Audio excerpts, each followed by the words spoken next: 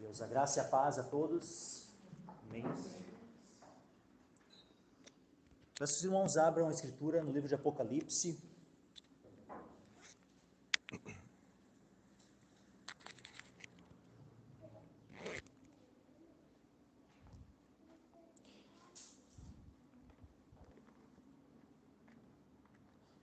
Livro de Apocalipse, capítulo 18.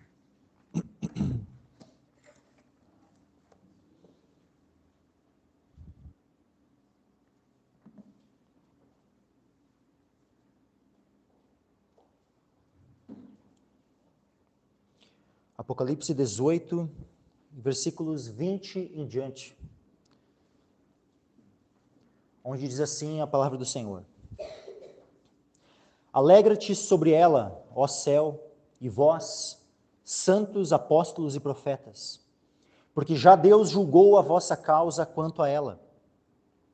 E um forte anjo levantou uma pedra como uma grande mó e lançou-a no mar, dizendo: Com igual ímpeto será lançada a Babilônia, aquela grande cidade, e não será jamais achada. E em ti não se ouvirá mais a voz de arpistas, e de músicos, e de flautistas, e de trombeteiros, e nenhum artífice de arte alguma se achará mais em ti, e ruído de mó em ti não se ouvirá mais. E luz de candeia não mais luzirá em ti, e voz de esposo e de esposa não mais em ti se ouvirá. Porque os teus mercadores eram os grandes da terra, porque todas as nações foram enganadas pelas tuas feitiçarias. E nela se achou o sangue dos profetas e dos santos e de todos os que foram mortos na terra. E capítulo 19, versículo 1 em diante, diz assim: E depois destas coisas ouvi no céu uma grande voz de uma grande multidão, que dizia: Aleluia! A salvação e a glória e a honra e o poder pertencem ao Senhor nosso Deus. Porque verdadeiros e justos são os seus juízos, pois julgou a grande prostituta que havia corrompido a terra com a sua fornicação, e das mãos dela vingou o sangue dos seus servos. E outra vez disseram: Aleluia! E a fumaça dela sobe para todo sempre. E os 24 anciãos e os 4 animais prostraram-se e adoraram a Deus, que estava assentado no trono, dizendo: Amém, Aleluia! E saiu uma voz do trono que dizia: Louvai o nosso Deus, vós todos os seus servos, e vós que o temeis, assim pequenos como grandes. E ouvi como que a voz de uma grande multidão, e como que a voz de muitas águas, e como que a voz de grandes trovões, que dizia: Aleluia, pois já o Senhor Deus Todo-Poderoso reina. Regozijemo-nos e alegremo-nos, e demos-lhe glória, porque vindas são as bodas do Cordeiro, e já a sua esposa se aprontou, e foi-lhe dado que se vestisse de linho fino, puro e resplandecente, porque o linho fino são as justiças dos santos. E disse-me: Escreve, bem-aventurados aqueles que são chamados à ceia das bodas do Cordeiro. E disse-me: Estas são as verdadeiras palavras de Deus. E eu lancei-me a seus pés para o adorar, mas ele disse-me: Olha, não faças tal, sou teu conservo de teus irmãos, que têm o testemunho de Jesus. Adora a Deus, porque o testemunho de Jesus é o espírito de profecia. Amém. Até aqui. Podem se assentar, irmãos.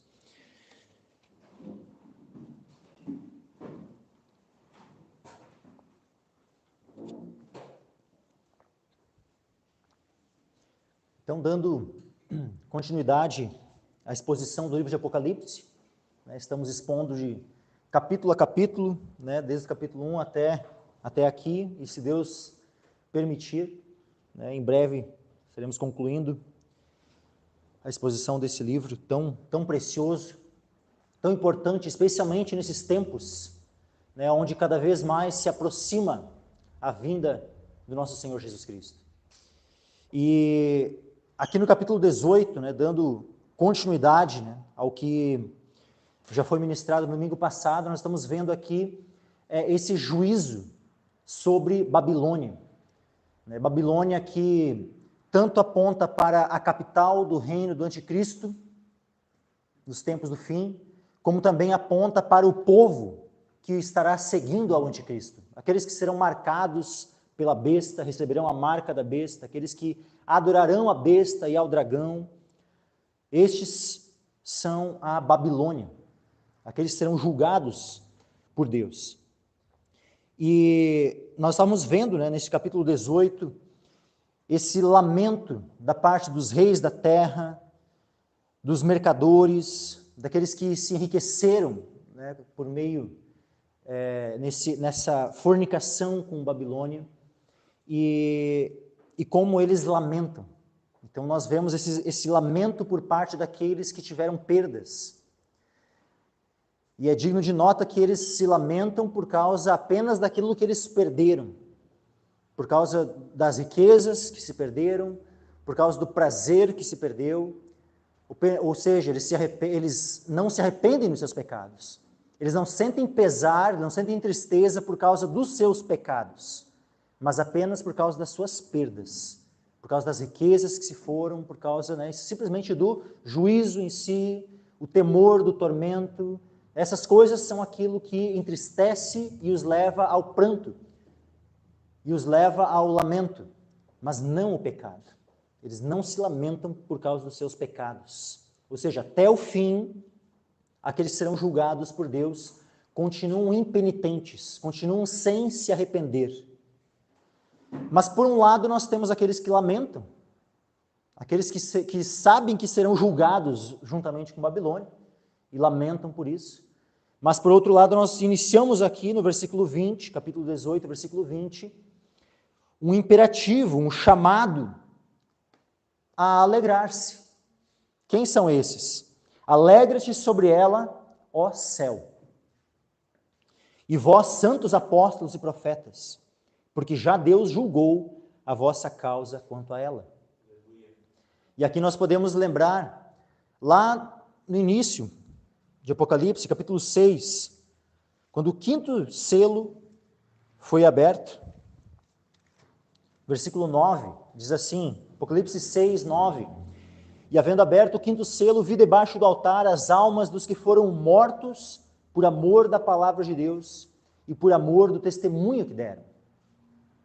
E clamavam com grande voz, dizendo, até quando, ó verdadeiro e santo dominador, não julgas e vingas o nosso sangue dos que habitam sobre a terra?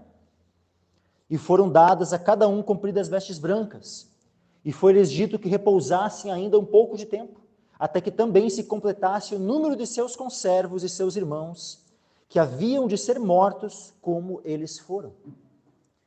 E todos estes aqui, juntamente com os mais, esse número aqui que se completa, como diz aqui, até que também se completasse o número de seus conservos e seus irmãos,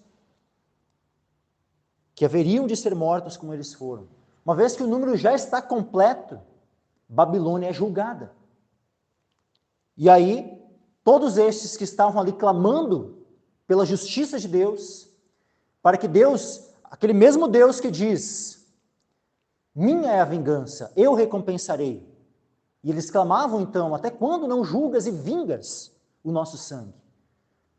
Mas aí Deus exerce o julgamento, Deus exerce a vingança. E aí eles são chamados então ao quê? Versículo 20, alegra-te sobre ela, ó céu, e vós, santos apóstolos e profetas, porque já Deus julgou a vossa causa quanto a ela. Eles clamaram, até quando não julgas? E então Deus aqui diz, a causa de vocês foi julgada. Glória a Deus. Versículo 21, e um forte anjo levantou uma pedra, como uma grande mó, e lançou no mar, dizendo, olha só, um forte anjo, aqui é a terceira vez que nós vemos, a terceira e última vez que nós vemos no livro de Apocalipse, essa menção a um forte anjo. Na primeira vez que nós vemos a menção a um forte anjo, ele está clamando, quem é digno de abrir o livro? E aí, por fim, aparece Cristo, aquele que é digno de abrir o livro. Posteriormente, nós vemos um outro anjo forte sendo descrito, e a aparência dele é tremenda, assim, é grandiosa, é uma aparência muito semelhante a aparência do próprio Cristo. Porque a face deste anjo, de maneira semelhante à face de Cristo, brilha como o sol. Ele tem um arco celeste sobre a sua cabeça, está vestido de uma nuvem, seus pés, né, suas pernas são como que colunas de fogo. Então, a aparência, assim, é uma aparência tremenda, né, daquele anjo. Assim. E é dito, ele é um forte anjo. Né, E ele tem um livrinho na sua mão. Interessante, né? Ambos associados, né, com o livro. Né, e um livro que tem cumprimento, né, em relação a povos, nações, línguas. E por fim, aqui nós temos então nessa terceira vez um anjo forte novamente, e ele levantou uma pedra com uma grande mó e lançou-a no mar, dizendo: com igual ímpeto será lançada a Babilônia, aquela grande cidade, e não será jamais achada. E é interessante que nós vemos algo semelhante já na escritura no livro de Jeremias. Algo semelhante que lá era, vamos dizer assim, era algo já profético sobre esses cumprimentos que haveriam de acontecer nos tempos do fim. E que junta, podemos dizer assim, esses três anjos fortes. Porque lá em Jeremias, capítulo 51, Jeremias 51,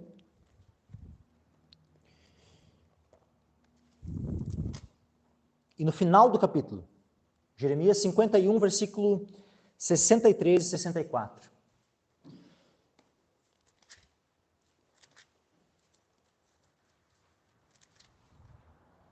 O que acontece? Desde o capítulo 50, tá? Jeremias 50 e 51, são capítulos bem grandes de Jeremias, é uma profecia sobre a queda de Babilônia. Que naquele contexto era sobre a queda daquela Babilônia, a qual tinha o rei Nabucodonosor, que tinha levado o povo de Israel cativo para a Babilônia. Só que, óbvio, aquela queda não era, aquela profecia, ela não falava apenas da queda da Babilônia de então. Ela falava, sim, da queda daquela Babilônia, mas aquelas profecias já apontavam para um cumprimento maior, apontando para a queda da Babilônia final, a do fim dos tempos.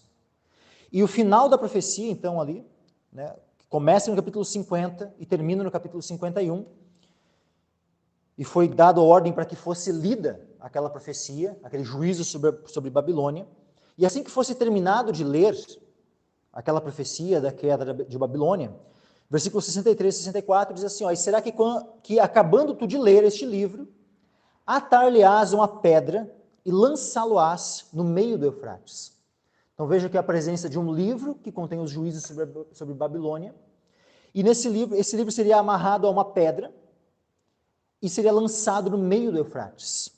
E diz assim, e dirás, assim será fundada a Babilônia, e não se levantará por causa do mal que eu hei de trazer sobre ela, e eles se cansarão. Até aqui são as palavras de Jeremias. Então aquilo que foi feito aqui como que num tipo, apontando, né, para esse cumprimento final, onde a gente vê esses anjos fortes anunciando, né, esses livros que apontam para o cumprimento de todos os mistérios de Deus, os segredos de Deus, que se relacionam ao fim dos tempos. E por fim, quando se cumpre o juízo sobre Babilônia, então este anjo forte levanta uma grande pedra, né, uma grande mó. O que é uma pedra, né, como uma grande mó? Era uma pedra de moinho, só que um moinho, nos tempos antigos, onde precisava, né, ser movido não por homens, mas por animais, né, de carga, onde ali eram moídos os grãos, né, para fazer farinha, muitas vezes para abastecer uma cidade. Então não era um equipamento, não era uma pedra para um uso particular de alguém, né, mas sim, né, vamos dizer assim, é algo já como que a fábrica de farinha, né, da época, né?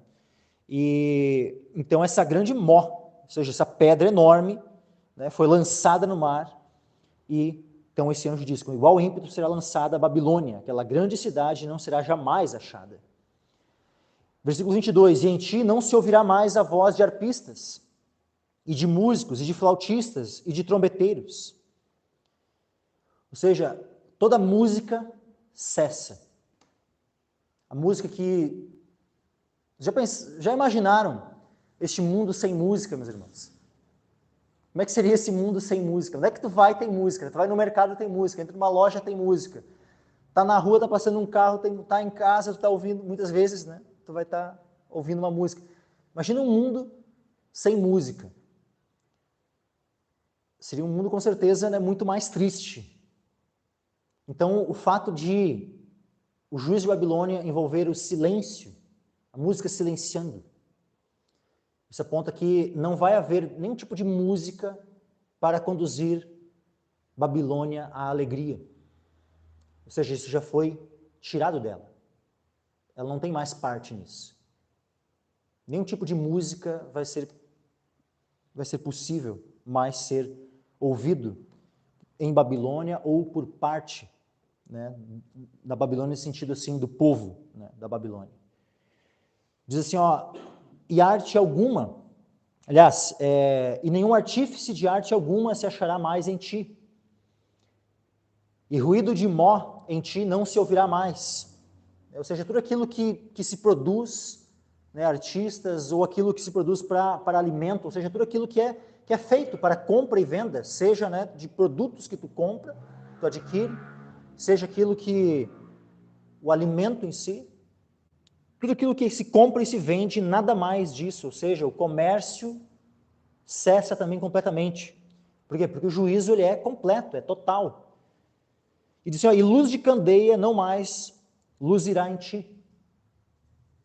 Ou seja, é apagão completo. Eu acho que a luz de candeia aqui, ela era a luz aquela interna das casas, mas ou seja, isso aponta para o quê? É trevas. Trevas. Não há nada que possa dar prazer, possa ser feito por um artífice, nenhum tipo de obra de arte, né? Ou seja, nada que possa ser visto, contemplado, e que pudesse agradar os olhos, nada disso vai dar prazer à Babilônia mais, isso foi tirado dela. Nada de bom, de alimento, né, que pudesse dar também prazer, né, porque várias coisas, né, nos dão prazer, a música nos dá prazer, aquilo que nós vemos, um quadro bonito, uma obra de arte, é prazeroso poder ver, né, contemplar essas coisas. O alimento é algo no qual muitas vezes nós temos prazer, mas todas essas coisas que podem dar algum prazer ao homem, tudo isso é removido de Babilônia. A luz. Imagina se nós estivéssemos completamente em trevas. Seria algo bom?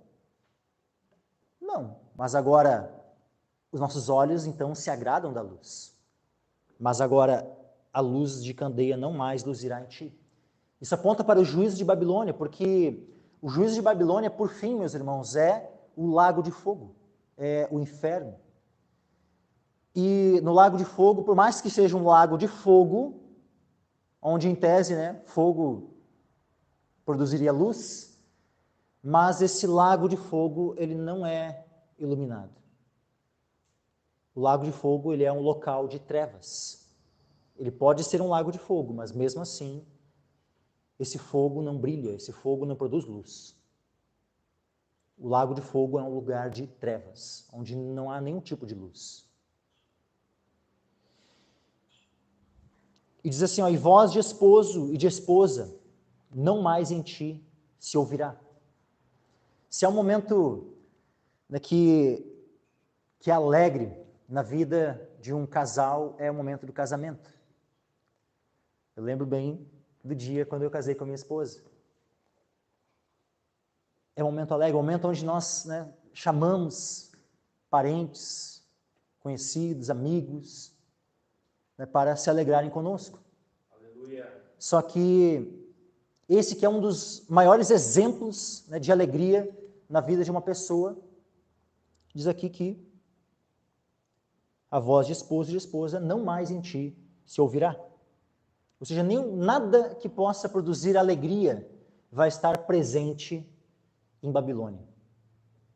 Que mostra que no inferno não existe aquilo, né, como aquelas pessoas arrogantes, aquelas pessoas soberbas e escarnecedoras, né, dizem assim, eu prefiro, em vez de ir para o céu, eu prefiro ir para o inferno, porque lá eu vou me alegrar com os meus amigos, vou fazer festa, vou curtir, fazer... Sim, essa visão, né, que muitos ímpios, né, de maneira, sabe, de fato, arrogante, de maneira a escarnecer, né, da palavra de Deus, né, se utilizam assim, tentando, né, sei lá, se estão tentando se convencer de que, de fato, alguma coisa prazerosa poderia existir no inferno, mas se de fato alguém acredita nisso, né, estão completamente enganados, né, porque no inferno não vai existir nenhum tipo de prazer.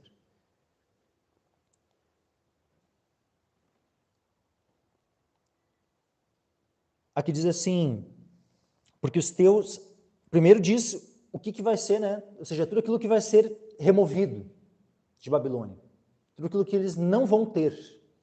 E aí vai dizer quais são as causas dos juízos. Na sequência aqui, ó, na metade do versículo 23, começa a dar, lógico, algumas das motivações que levaram Babilônia ao juízo. Primeiro, porque os teus mercadores eram os grandes da terra. O que isso aponta? Aponta para a avareza, aponta para o amor ao dinheiro, aponta para esse coração voltado para as coisas terrenas, para os bens materiais. Então isso vai conduzir muitos ao inferno. Fala aqui também da opressão dos ricos sobre os pobres. A opressão dos ricos sobre os pobres. Os teus mercadores eram os grandes da terra. Então aqueles que se enriquecem à custa dos mais pobres. Na sequência, porque todas as nações foram enganadas pelas tuas feitiçarias. Aqui na feitiçaria, isso óbvio que vai envolver também idolatria e vários aspectos, mas naquilo que aquela pessoa que está mais, vamos dizer assim, afundada na idolatria, ela se inicia na prática também da feitiçaria.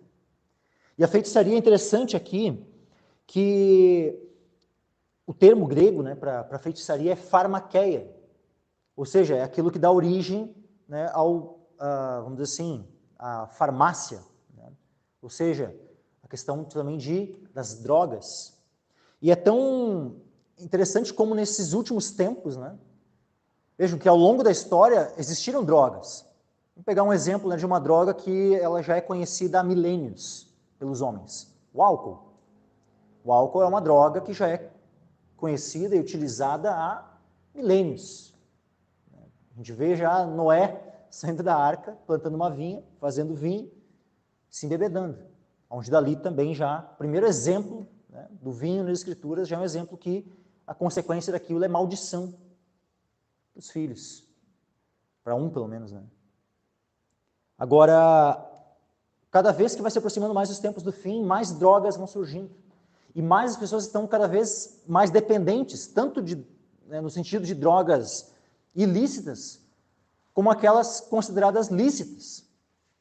O álcool, pelo menos no nosso país, é considerado uma droga lícita, o cigarro também, mas remédios. Cada vez nós vemos uma população mais dependente de remédios. As pessoas não estão ansiosas, as pessoas estão, muitas vezes, com várias situações que são, muitas vezes, pecaminosas, e elas tentam resolver esse problema, em vez de resolver da maneira certa, com arrependimento, sondando o coração, examinando, vendo a causa, que muitas vezes é o pecado, ou a falta de perdão, e aí estão ali ansiosas, estão ali tanto, sabe, com vários problemas ali, aí vão procurar um psiquiatra para receitar um remédio, e acho que aquilo ali vai... Aí às vezes estão ali com também várias situações de pecado na sua vida, aí recorrem a algum outro tipo de... Vem ali uma dor de cabeça, vem ali uma dor e vão para os remédios. Em vez de recorrerem a Deus, em vez de buscarem sondar o coração, se arrependerem, perdoarem, não, vão atrás de remédios. Nós estamos numa geração cada vez mais acostumada a ir para os remédios, recorrer à farmácia. Eu não estou aqui dizendo que um crente não pode tomar remédio, irmãos, tá?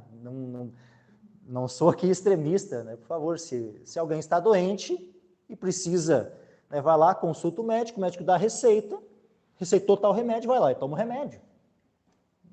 A gente não é daquele tipo né, meio fanático assim, que diz assim, não, Deus vai te curar, então tu não precisa tomar remédio. Não toma remédio, joga o remédio fora.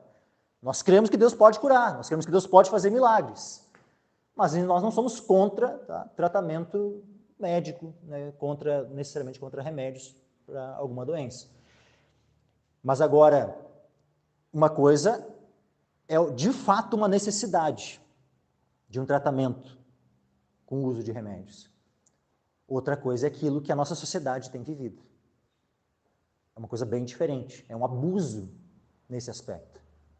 Onde as pessoas estão cada vez mais entorpecidas na mente, as pessoas usando, né, esses ansiolíticos, dentre outros remédios, para depressão e outras, né, ansiedade, e cada vez mais dependentes dessas coisas, a mente cada vez mais inebriada, meus irmãos. Em vez de estarem atentos, vigilantes, estão cada vez mais como que amortecidos para a realidade espiritual dos seus corações. Porque todas as nações foram enganadas pelas tuas feitiçarias. Isso aqui é muito amplo, tá? Isso aqui, a questão de remédio, aqui, não estou querendo botar que isso aqui, então foram enganados por causa de remédio. Não. Mas a questão é que uma das coisinhas, isso aqui está envolvido junto. Está junto, sabe? Está no bojo do todo. É óbvio que as nações foram enganadas pelas tuas feitiçarias, isso que vai entrar essa questão, vai envolver os próprios milagres que vão ser operados, tá? Pelo falso profeta e por aqueles falsos profetas que estarão ali também juntos, como diz nos últimos tempos, né? Como é que será que falsos profetas vão operar milagres, sinais? Nós, se alguém do povo de Deus vai ser usado, né, pelo Senhor para operar um milagre, vai orar, vai receber de Deus, né, dom de operar milagres.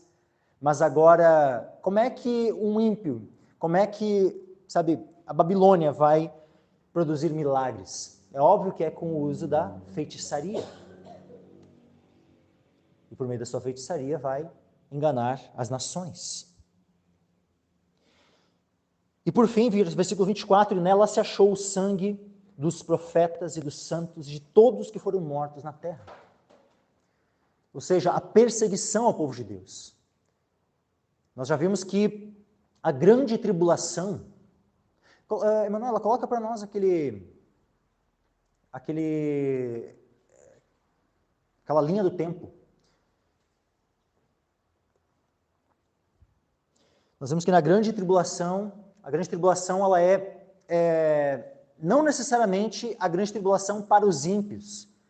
Ela é uma grande tribulação para o povo de Deus.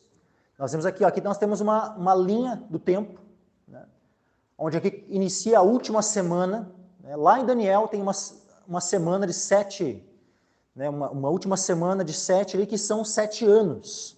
Tá? E que nós estamos, né, ainda esperando o cumprimento profético desta última semana. E nós vemos no Apocalipse, né, várias referências a isso, como várias referências a períodos de 3 anos e meio, 42 meses e 1.260 dias. A gente vai ver esses números, né, esses tempos, várias vezes registrados no livro de Apocalipse. Onde nós temos aqui dividido, então, a primeira parte dessa semana é o princípio das dores. E a segunda parte, anterior à vinda de Cristo, é a grande tribulação. Só que muitos entendem a grande tribulação como uma grande tribulação onde os ímpios vão sofrer na grande tribulação. Só que qual é a questão aqui? É que a primeira metade da semana, de fato, os ímpios sofrem bastante, porque tem os toques das trombetas, os primeiros selos ali sendo abertos, né? O cavalo branco, o cavalo vermelho, o cavalo preto, o cavalo amarelo. São várias situações que vão produzir, sim, muita morte no mundo, muitos juízos de Deus sendo derramados sobre a terra, guerras, fomes, pestes, todas essas coisas acontecendo nessa primeira parte da semana. Então, aquilo que muita gente diz assim, a primeira parte, né, que é o que a gente mais ouve no Brasil, tá? A maioria dos pastores no Brasil diz assim, a primeira parte da semana é uma falsa paz. Isso é o que é propagado, né, aos 4 ventos pelo Brasil, que a primeira metade da semana é uma falsa paz. Só que não é uma falsa paz, meus irmãos. A primeira metade da semana é guerra, é fome, é peste, é turbulência. O que vai acontecer? Aqui na metade da semana o anticristo passa a governar. E ele governa por 42 meses. E aí, uma vez que ele assume o governo deste mundo, o anticristo passa a perseguir os santos, ele faz guerra aos santos. Ou seja, é aqui que se introduz a tal da falsa paz. Aqui, na grande tribulação. Por quê? Os santos estão sendo perseguidos, os santos está sendo feito guerra contra eles. E é dito que a besta faz guerra aos santos e os vence. Ou seja, a besta persegue os santos, mata os santos. O sangue dos santos, como diz aqui, nela se achou o sangue dos profetas e dos santos, e de todos que foram mortos na terra. Então a besta persegue os santos, e então a grande tribulação é para os santos. Os santos são perseguidos nesse tempo. Agora, alguns dos santos fogem, são escondidos dos olhos da vista da serpente, como a gente vê lá no capítulo 12, mas outras testemunhas do Senhor são mortas pela besta, são mortas pela Babilônia, que é aquela que está montada na besta, aquela que segue a besta, ou seja, aqueles que foram marcados pela besta. Então, aqui, a grande tribulação é isso, meus irmãos. A grande tribulação é a perseguição aos santos, é o período de maior perseguição ao povo de Deus em toda a história, porque é uma perseguição mundial. Hoje nós temos perseguição em vários países. Perseguição, no caso de conduzir cristãos à morte. Coreia do Norte, Somália, Eritreia, Arábia Saudita, Afeganistão, dentre outros países. Poderia aqui citar uma lista de países onde tem a maioria de muçulmanos, ou países comunistas. Normalmente são países que perseguem os cristãos. Mas nós temos uma perseguição mundial para conduzir cristãos à morte hoje? Não. Mundial, não. No Brasil, por exemplo, não existe ainda alguma perseguição nesse sentido, de levar cristãos à morte, prender cristãos ou algo nesse sentido.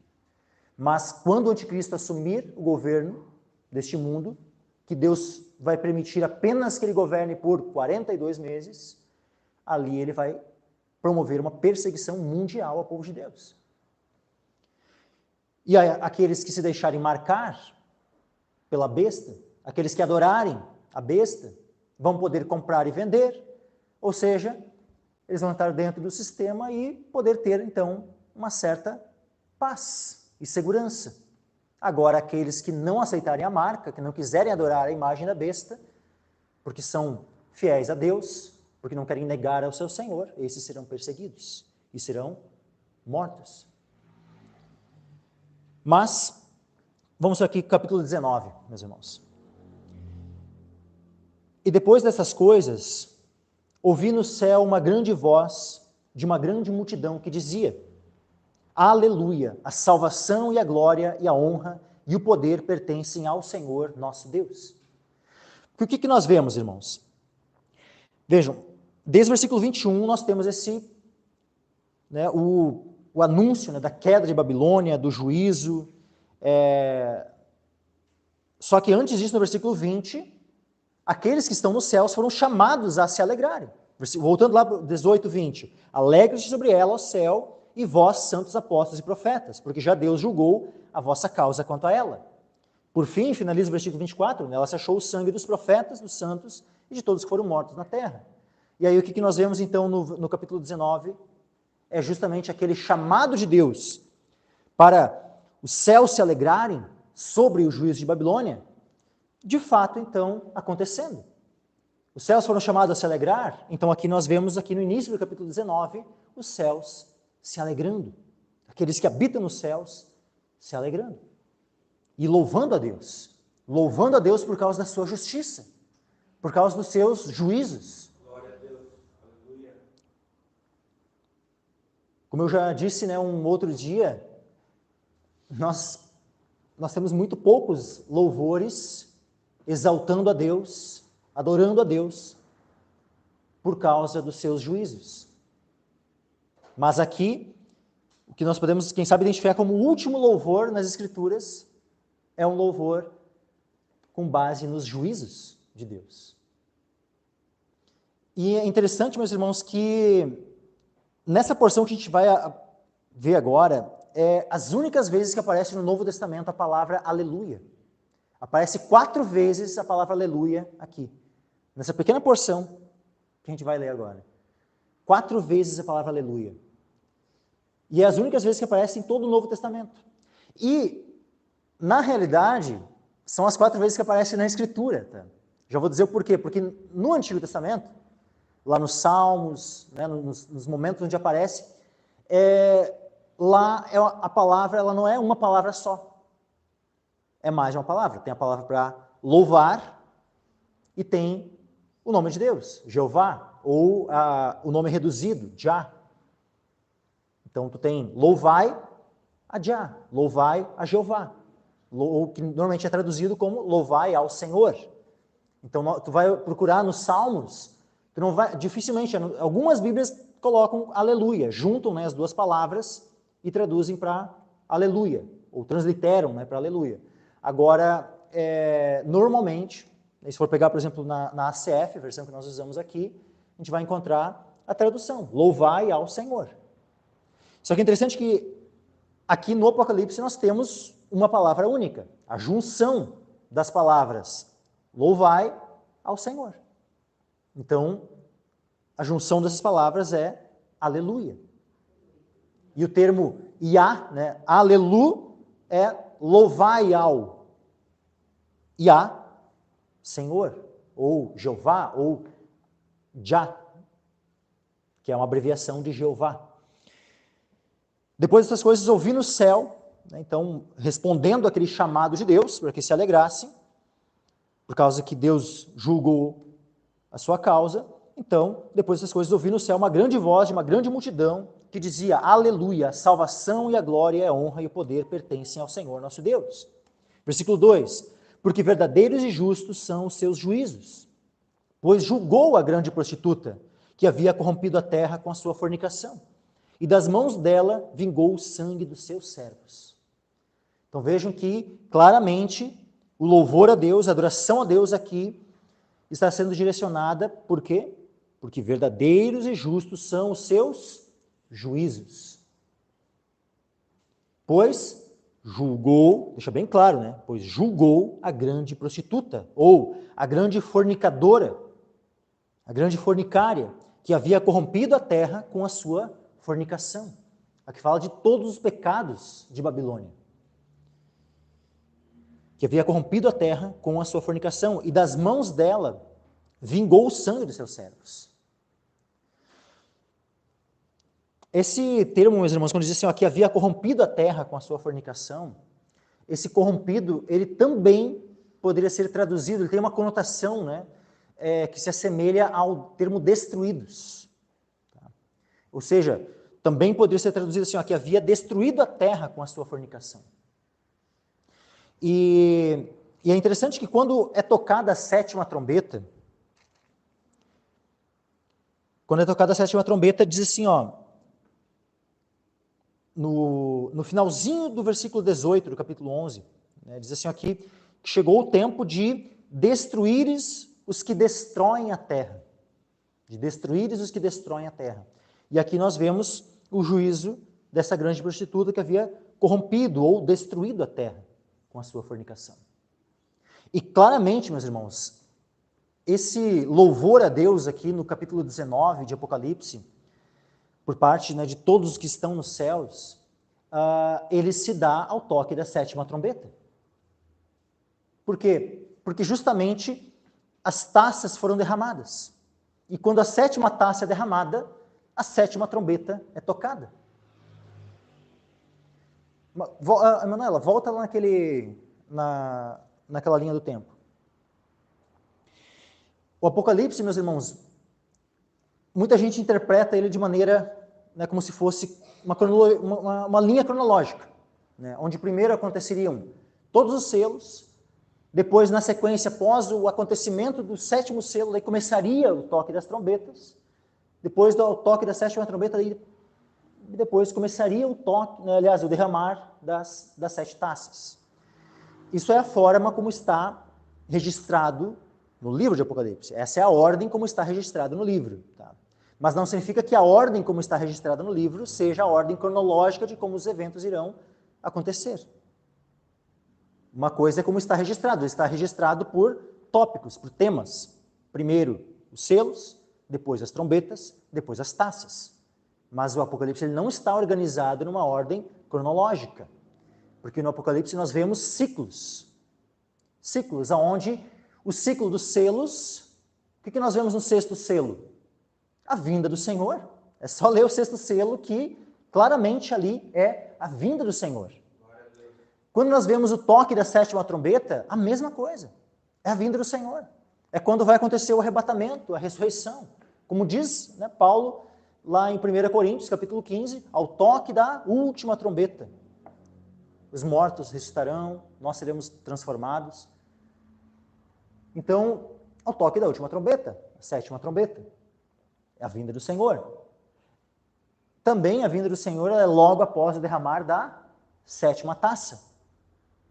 Então, 7ª trombeta, 7ª taça e 6º selo. Todos os eventos são relacionados à vinda do Senhor Jesus Cristo, ao arrebatamento da igreja e à ressurreição dos santos. Pode tirar para nós. E aqui, então, esse contexto, meus irmãos, desse chamado, né, ao povo de Deus para louvarem a Deus pelos seus juízos, ele se dá ao toque da 7ª trombeta. Versículo 3. E outra vez disseram, aleluia, e a fumaça dela sobe para todo sempre. A fumaça dela, ou seja, a fumaça de Babilônia, sobe para todo sempre. Hoje nós vemos algo semelhante a isso. Apocalipse 14, versículo 8 em diante. Olha só. E outro anjo seguiu, dizendo, caiu, caiu Babilônia, aquela grande cidade que a todas as nações deu a beber do vinho da ira da sua fornicação. E olha na sequência. E seguiu-os o terceiro anjo, dizendo com grande voz, se alguém adorar a besta e a sua imagem, e receber o sinal na sua testa ou na sua mão, também este beberá do vinho da ira de Deus, que se deitou não misturado no cálice da sua ira, e será atormentado com fogo e enxofre diante dos santos anjos e diante do Cordeiro.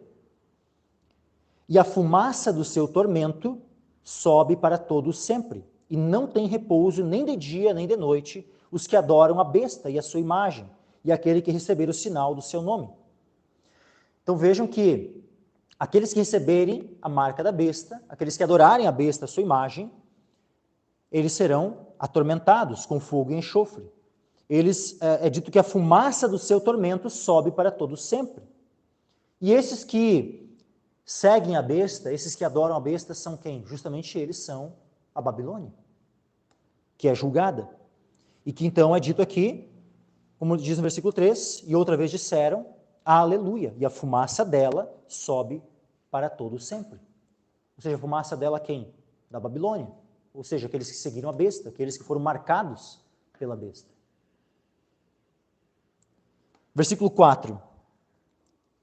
E os 24 anciãos e os 4 animais prostraram-se e adoraram a Deus, que estava assentado no trono, dizendo, amém, aleluia. Então, os 24 anciãos e os 4 animais, eles estão aqui e concordando com todo essa adoração, né? Eles dizem, amém, aleluia. Quando nós dizemos amém, nós estamos concordando, né? E a concordância ela se dá em relação ao que a recém foi dito. Ou seja, a forma como Deus foi louvado, a forma como Deus foi adorado. Então é dito um amém. E eles novamente também entram num coro de aleluia. Então pela terceira vez nós temos aqui, né, essa expressão de adoração, de louvor a Deus, né? Aleluia. Versículo 5. E saiu uma voz do trono que dizia, louvai o nosso Deus, vós todos os seus servos, e vós que o temeis, assim pequenos como grandes. Então todos aqui são chamados a louvarem a Deus. né? Deus aqui está sendo louvado, mas mesmo assim, novamente, né, há um chamado, e é um chamado feito do próprio trono de Deus, para que todos os seus servos, pequenos e grandes, todos, né, aqueles que temem ao Senhor, o louvem. E aí no versículo 6 diz assim, ó, e ouvi, então, ou seja, aqui nós temos a resposta. No versículo 5 nós temos o chamado do próprio trono de Deus, para que todos os servos do Senhor o louvem. E aí, o versículo 6, meus irmãos, após esse chamado da parte do trono de Deus, nós temos, no versículo 6, a resposta a esse chamado. A resposta a essa ordem de Deus. Versículo 6, então, nós diz assim, ó, e ouvi como que a voz de uma grande multidão, e como que a voz de muitas águas, e como que a voz de grandes trovões, que dizia, aleluia, pois já o Senhor Deus Todo-Poderoso reina. 3 expressões distintas, meus irmãos. 3 expressões diferentes para mostrar, sabe, deixar bem evidente o quão potente foi a voz da multidão daqueles que estavam louvando a Deus. Ouvi como que a voz de uma grande multidão, como que a voz de muitas águas e como que a voz de grandes trovões. Por 3 vezes. Quando na Escritura, né, se quer enfatizar algo, normalmente se repete, né, usando um sinônimo aquilo. Então se repete a mesma frase, né, que tem o mesmo significado, mas usando uma frase diferente, né, com um sinônimo para enfatizar. Mas quando se quer enfatizar algo assim, mesmo assim, aí se repete 3 vezes. Por isso, quando na Escritura Deus é chamado 3 vezes de santo, né, santo, santo, santo, é para deixar enfatizado que ele de fato é santo, é digno, né? É santo mais de todas as coisas. Por isso, né, repete 3 vezes santos.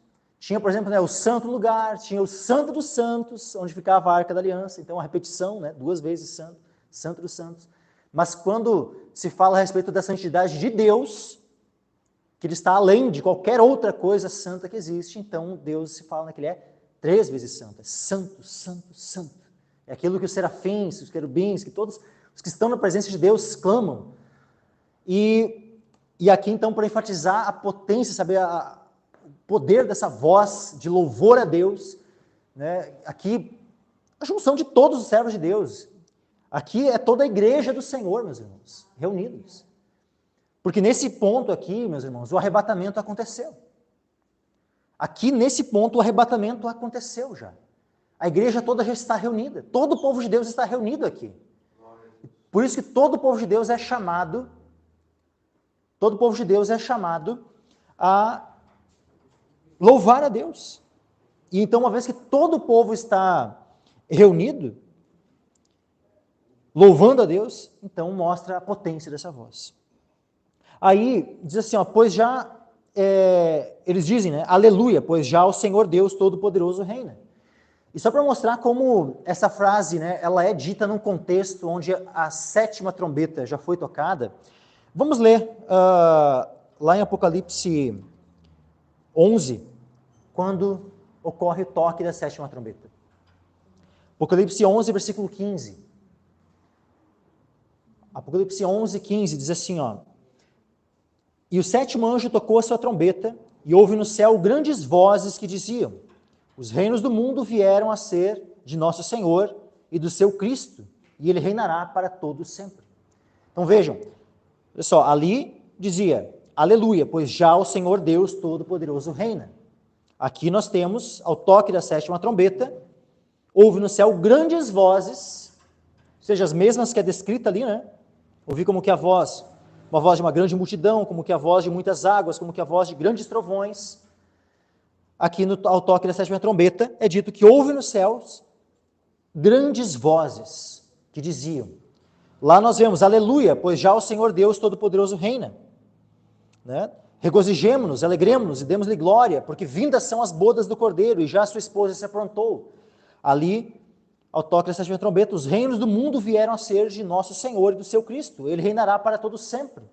Assim como aqui no capítulo 19 nós vemos a presença dos 24 anciãos, os 4 animais, lá também, no versículo 16, e os 24 anciãos que estão assentados em seus tronos, diante de Deus, prostraram-se sobre os seus rostos e adoraram a Deus, dizendo: graças te damos, Senhor Deus Todo-Poderoso, que és e que eras, e que hás de vir, que tomaste o teu grande poder e reinaste.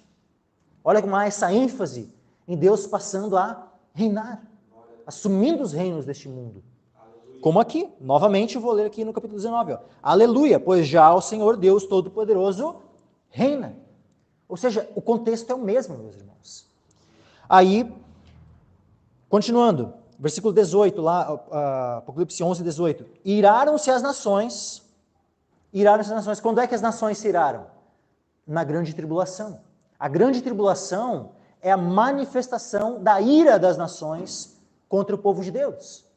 Lógico, contra Deus também, mas a quem eles vão atingir? Eles podem atingir o próprio Deus? Não. Então eles atingem o seu povo. E aí, iraram-se as nações, só que olha só, e veio a tua ira. Veio a ira de Deus. Iraram-se as nações e veio a tua ira. Quando é que vem a ira de Deus? Quando é que a ira de Deus se manifesta? Em 2 estágios, né? Se consuma ao derramar das 7 taças da ira. Mas também nós temos posteriormente o lago de fogo, que é a manifestação plena e eterna da ira de Deus. Então, iraram-se as nações e veio a tua ira, e o tempo dos mortos para que sejam julgados, e o tempo de dares o galardão aos profetas, teus servos, e aos santos, e aos que temem o teu nome. Quando é que esses galardões serão dados? No dia do arrebatamento, no dia que a igreja toda estiver reunida, após o toque da 7ª trombeta. Ao toque da 7ª trombeta é que é dito que chegou o tempo de ser dado o galardão aos profetas, teus servos, aos santos, aos que temem o teu nome, a pequenos e grandes, e tempo de destruir os que destroem a terra. Quando é que ocorre o toque da 7ª trombeta? Ao final da grande tribulação. Ao final da grande tribulação, porque, pensa, durante a grande tribulação está ali o povo de Deus testemunhando, morrendo e tal, aí eles não seriam galardoados? Não seriam galardoados, não, é lógico, todo o povo de Deus vai ser galardoado junto. Todo o povo de Deus vai entrar para as bodas do Cordeiro juntos. Aleluia. Quando? Após o toque da 7ª trombeta. Então daí é dito, né, de dares o galardão aos profetas, teus servos, aos santos, aos que temem o teu nome, a pequenos e grandes, o tempo de destruir os que destroem a terra. Ou seja, de destruir a Babilônia. E abriu-se no céu o templo de Deus, a arca da sua aliança foi vista no seu templo. Lembra que a gente já tinha ministrado sobre que quando as taças da ira estavam para ser derramadas, o templo de Deus estava cheio da fumaça da glória do Senhor e ninguém podia entrar no templo. Mas agora, após as taças serem derramadas e a 7ª trombeta ser tocada, o templo de Deus, então, se abre novamente. E a arca da sua aliança foi vista no seu templo. Houve relâmpagos, vozes, trovões e terremotos e grande saraiva, apontando também, né, parece essa ligação que há com os eventos das taças, especialmente a 7ª taça. Agora, voltando lá para o Apocalipse 19, versículo 7, nós temos ali: regozijemo-nos e alegremo-nos, e demos-lhe glória, porque vindas são as bodas do Cordeiro, e já a sua esposa se aprontou. Ou seja, se a esposa já se aprontou, quer dizer que o arrebatamento aconteceu. Aqui nós temos um momento onde o arrebatamento acontece. Ou seja, ao toque da 7ª trombeta, que é a última. Lembrando, só deixa eu ler aqui o texto lá em 1 Coríntios, né? Então, a 7ª trombeta é a última. Depois da 7ª, nós não temos mais nenhuma menção a trombetas sendo tocadas no Apocalipse. Ou seja, a 7ª trombeta é a última trombeta. E lá em 1 Coríntios, capítulo 15, no versículo 51 e 52, diz assim: eis aqui vos digo um mistério. E, novamente, eu quero lembrar os irmãos, lá quando a gente leu o capítulo 10 de Apocalipse, onde aquele anjo diz, né, que ao toque da 7ª trombeta vai se cumprir o mistério ou o segredo de Deus, conforme ele anunciou aos profetas, seus servos. E aí aqui é dito: eis que vos digo um mistério. Um mistério que vai se cumprir ao toque da 7ª trombeta. Eis aqui vos digo um mistério, na verdade nem todos dormiremos, mas todos seremos transformados, num momento, num abrir e fechar de olhos, ante a última trombeta, porque a trombeta soará e os mortos ressuscitarão incorruptíveis e nós seremos transformados. E como diz lá em 1 Tessalonicenses, e juntos seremos arrebatados para o encontro com o Senhor nos ares. Já em corpos glorificados, revestidos de imortalidade, de incorruptibilidade, ou seja, já livres completamente do pecado, de qualquer natureza pecaminosa, nada mais disso estará presente em nós. Ou seja, seremos já, né, toda a igreja reunida, então, como esta esposa já pronta para as bodas. Pronta para as bodas. Regozijemo-nos e alegremo-nos e demos-lhe glória, porque vindas são as bodas do Cordeiro e já sua esposa se aprontou.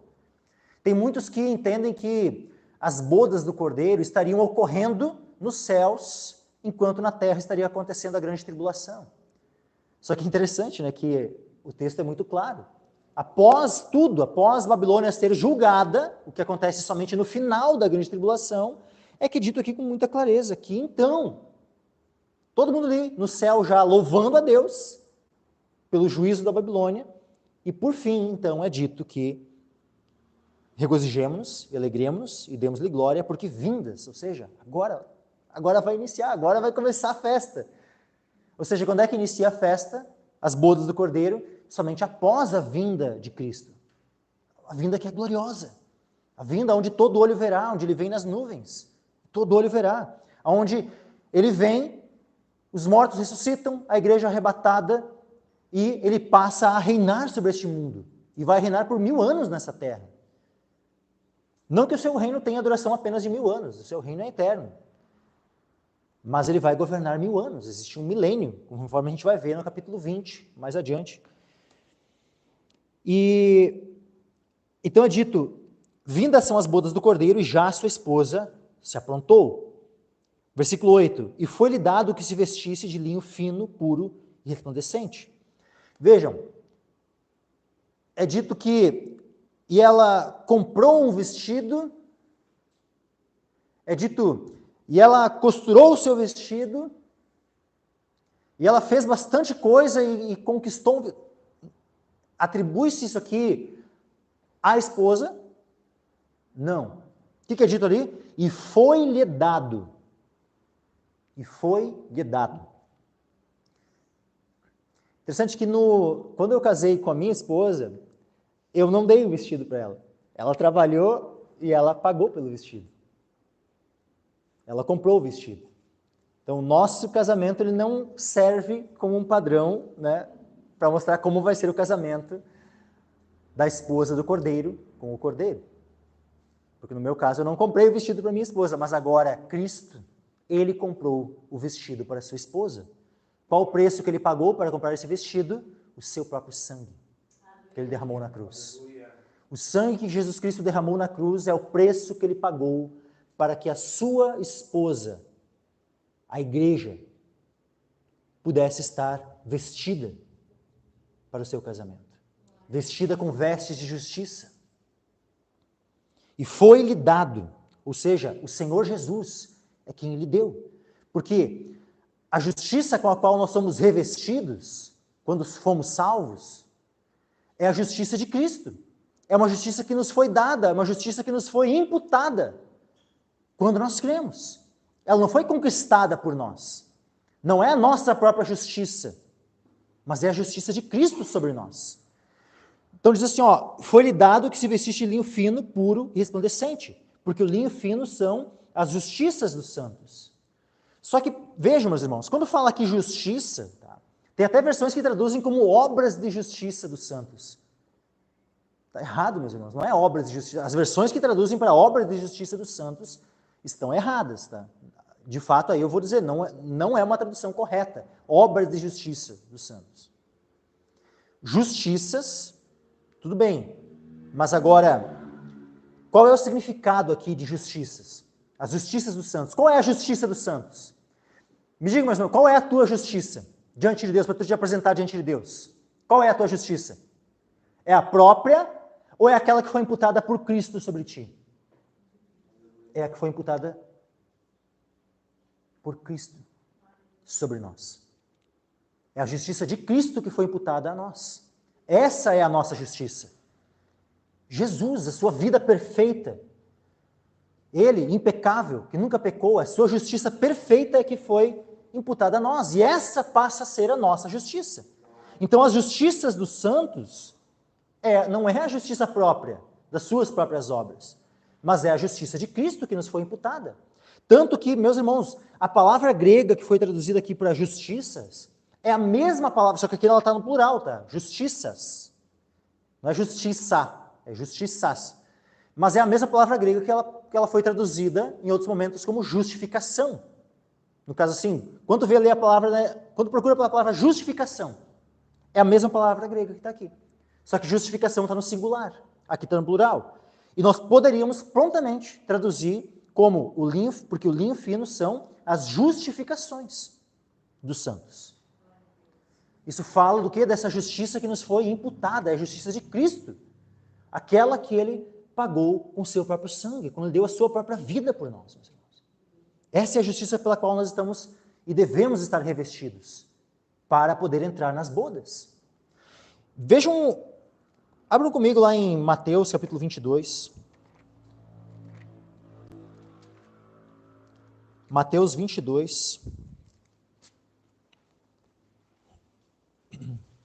Nós temos aqui Mateus 22, versículo 1, uma parábola bem conhecida, pelo menos por muitos, creio que devem conhecer essa parábola, parábola das bodas. Olha só, Mateus 22, versículo 1 em diante. Então Jesus respondendo, tornou a falar-lhes em parábolas, dizendo: o reino dos céus é semelhante a um certo rei, que celebrou as bodas do seu filho. E enviou os seus servos a chamar os convidados para as bodas. E estes não quiseram vir. Depois enviou outros servos, dizendo: dizei aos convidados, eis que tenho o meu jantar preparado, os meus bois e cevados já mortos, e tudo já pronto. Vinde às bodas. Mas, irmão, só antes de a gente continuar aqui, eu já vou continuar a leitura. Para nós sermos salvos, meus irmãos, tudo já está pronto. Cristo já deixou tudo pronto. Ele fez a obra completa para nós sermos salvos, meus irmãos. O que nós precisamos fazer? Aceitar o chamado. Ele nos chama. Nós precisamos responder a esse chamado com fé, crendo no Evangelho, crendo na sua obra que foi feita por nós, crendo na sua obra consumada, na sua obra completa por nós na cruz, e ressuscitando dentre os mortos, crendo nesse Evangelho. Essa é a forma de nós aceitarmos o convite para as bodas. Porque quando nós cremos na obra de Cristo, nós somos justificados. Fomos salvos, então. E aí, passamos a ser parte da sua igreja, do seu povo. Fomos revestidos pela sua justiça. Passamos a estar vestidos com vestes de justiça. Que não sejamos como aqueles que rejeitam o convite de casamento. Que não sejamos como aqueles que querem deixar para um outro momento o convite para participar das bodas. Todos nós, o convite está disponível a todos. O chamado está disponível a todos. Quem vai aceitar esse chamado? Aleluia.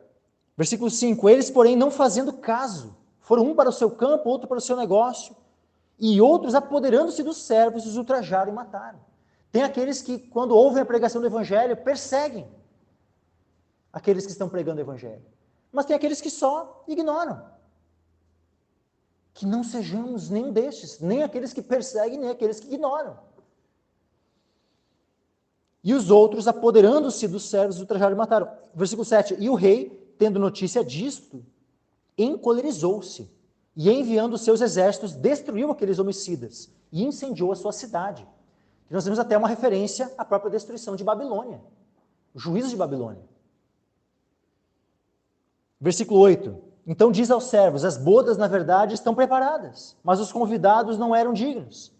E depois as saídas dos caminhos, e convidai para as bodas a todos os que encontrardes. E os servos, saindo pelos caminhos, ajuntaram todos quantos encontraram, tanto maus como bons. E a festa nupcial foi cheia de convidados. Quando fala aqui, meus irmãos, tanto maus como bons, tá? Isso não está querendo dizer que existem algumas pessoas más e existe aquele bonzinho que foi, né? É óbvio que aqui maus e bons é daquela perspectiva humana, é uma parábola que Jesus está contando. Então, é daquela perspectiva, né, que tu considera, aquele cara lá, uma pessoa muito má, né, matou, roubou, era um cara.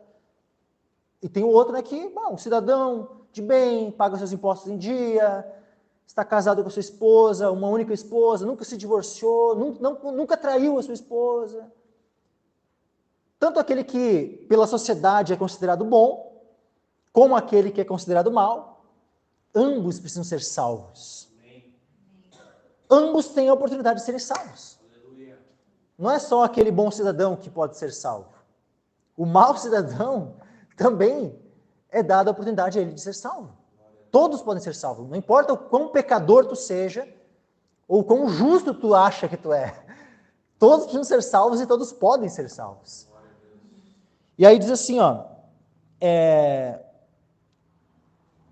então, os servos saindo, versículo 10. E os servos saindo pelos caminhos ajuntaram todos quando se encontraram, tanto maus como bons. E a festa nupcial foi cheia de convidados.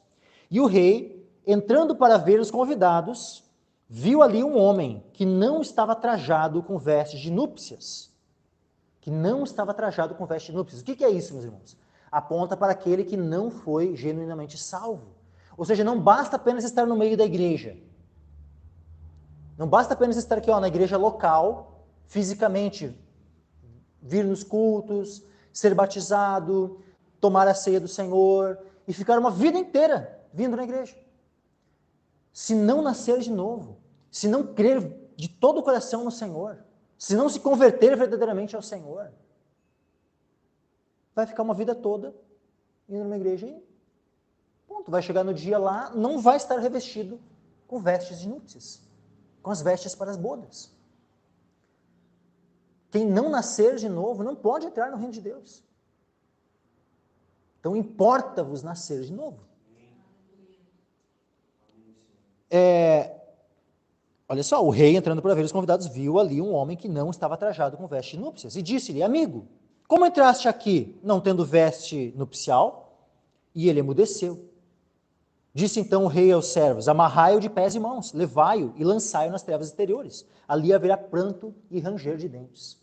Então não adianta apenas estar dentro de uma igreja para ser salvo. Nós precisamos estar em Cristo para sermos salvos. Nós precisamos estar unidos a Cristo pela fé para sermos salvos. E,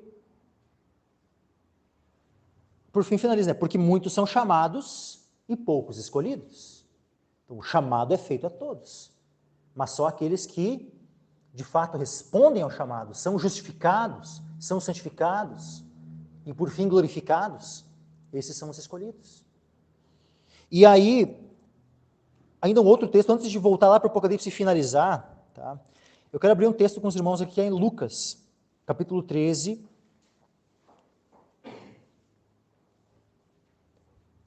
Lucas 13.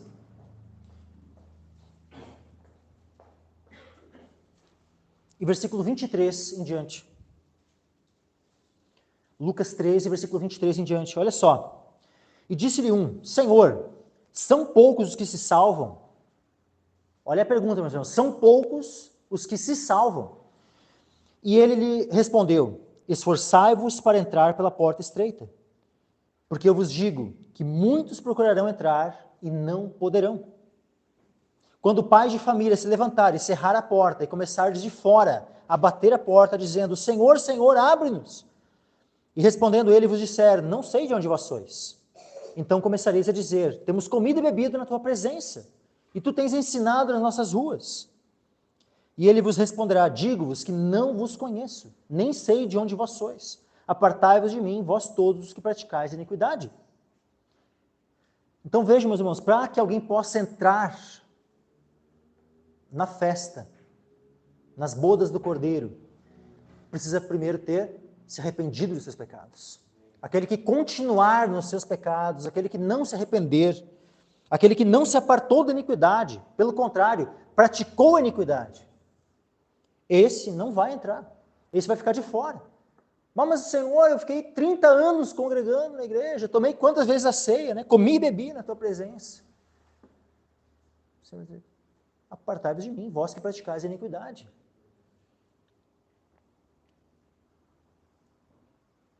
Então assim, meus irmãos, que estejamos revestidos com a justiça de Cristo.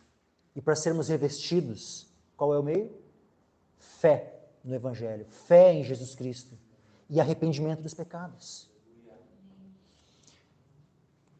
Agora, voltando lá para o Apocalipse, né, para encerrarmos, concluirmos, versículo 9, e disse-me, escreve, bem-aventurados aqueles que são chamados à ceia das bodas do Cordeiro.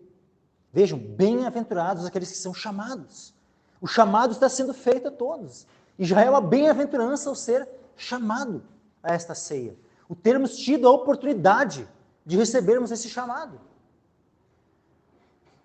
Então, que venhamos a dar uma resposta apropriada, que estejamos revestidos, que não venhamos a negligenciar esse chamado, mas que venhamos saber perceber o quão honroso é, o quão glorioso é fazermos parte dessa festa tão grandiosa que vai ser essa festa de casamento, as bodas do Cordeiro. Disse-me, escreve, bem-aventurados aqueles que são chamados à ceia das bodas do Cordeiro. E disse-me, estas são as verdadeiras palavras de Deus. Quero dizer uma coisa para os irmãos. A ceia das bodas do Cordeiro, essa festa de casamento, meus irmãos, eu posso dizer assim, que ela vai durar 1000 anos. Porque o período do milênio, meus irmãos, o período do milênio, o período que Cristo vai estar reinando aqui na Terra, ele é, vamos dizer assim, ele é um prelúdio, ele é uma introdução para o estado eterno. Ou seja, as bodas do Cordeiro, elas são justamente esse momento, né? esse momento, esses 1000 anos, né, de reino de Cristo aqui na Terra, né, são essas bodas, meus irmãos, onde nós estaremos reinando com Ele aqui na Terra, onde nós estaremos, né, na sua tenda, tabernaculando com Ele.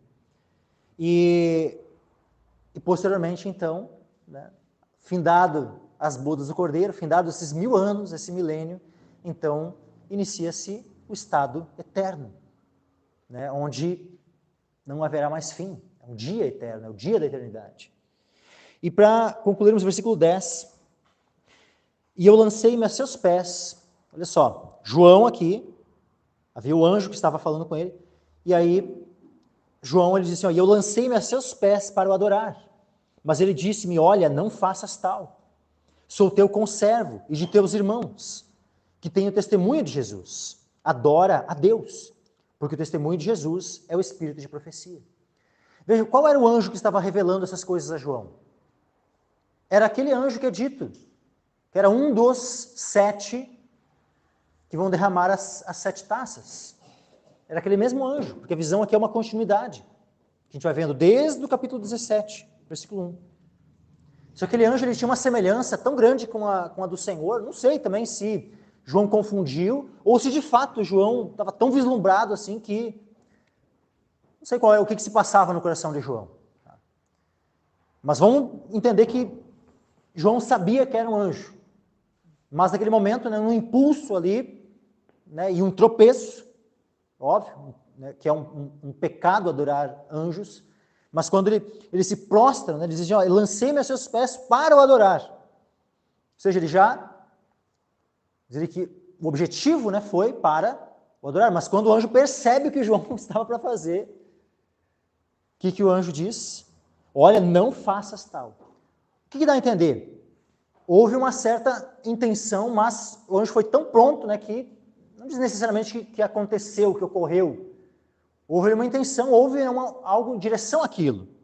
Eu lancei minhas seus pés para o adorar. E aí o anjo, né, olha, não faças tal. Sou teu conservo e de teus irmãos. Os anjos, meus irmãos, não podem ser adorados. Ou seja, nós não podemos fazer, nem prestar adoração, reverência aos anjos. nem orar aos anjos, né, como no catolicismo, né, tem ensinado oração feita aos anjos. Nós não podemos. Os anjos são nossos conservos. Sou conservo teu e de teus irmãos que têm o testemunho de Jesus. Tu tem o testemunho de Jesus? Tu é uma testemunha de Jesus? Sabe, nós somos chamados todos a sermos testemunhas de Jesus. Nós temos uma promessa de Deus, que é o batismo no Espírito Santo. Qual é o objetivo dessa promessa? O objetivo é sermos revestidos de poder para sermos testemunhas de Jesus. Eu sou conservo teu e de teus irmãos que têm o testemunho de Jesus. Adora a Deus. Só Deus pode ser adorado. Porque o testemunho de Jesus é o espírito de profecia. Ou seja, todas as profecias, qual é o ponto máximo para o qual apontam as profecias? É Cristo. Em toda a Escritura. Aleluia. E especialmente no livro de Apocalipse. Aponta para o quê? Principalmente para a glória de Cristo. É para testemunhar a respeito de Cristo. Então, o testemunho de Jesus é o espírito de profecia, aquilo que é a fonte, aquilo que está, sabe, por trás das profecias, o foco principal das profecias é o testemunho de Jesus. Que nós venhamos então a testemunharmos de Cristo, que venhamos a adorar a Cristo, porque Ele é o verdadeiro Deus. Deus não é só o Pai, como os testemunhos de Jeová ensinam. Deus é Pai, Filho e Espírito Santo. E os três são um. São três pessoas, mas é um único Deus. Não são três deuses. Então Jesus pode ser adorado. Jesus nunca, né, quando alguém se prostrava aos seus pés para adorar, dizia assim, não, levanta, né, adora só Deus. Quando que aconteceu isso? Nunca. Toda vez que alguém se prostrou aos pés de Jesus para adorar, ele recebeu a adoração. Agora o anjo, quando João se prostra aos seus pés para adorar, levanta-te. Não faças isso, sou teu conservo de teus irmãos. Adora a Deus. Cornélio, né, quando Pedro está chegando lá para pregar a palavra para ele, Cornélio vai lá, se prostra. Pedro, levanta-te que eu também sou homem. Ou seja, se Pedro, em vida, não recebeu adoração, por que tem gente que resolve adorar Pedro depois de morto? Faz oração para Pedro depois de morto. Tenho certeza que se Pedro soubesse, né, o que fizeram, né, tornando ele padroeiro, tornando ele isso, aquilo, São Pedro. Né, eu tenho certeza que Pedro ia dizer assim, quando ia ver alguém, né, ali, levanta, por favor, eu também sou homem. Mas que nós venhamos a adorar ao único Deus verdadeiro, o único digno de ser adorado. Amém, meus irmãos?